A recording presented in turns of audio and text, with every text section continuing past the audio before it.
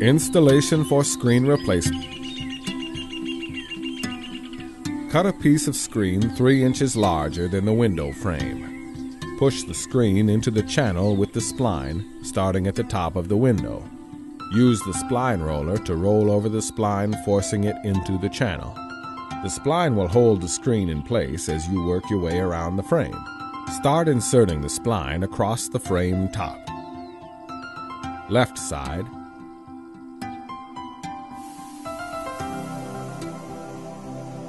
then the right side,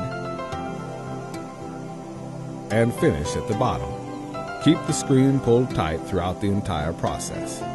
If the screen is not tight enough, remove the spline from one area, pull the screen and reinsert the spline.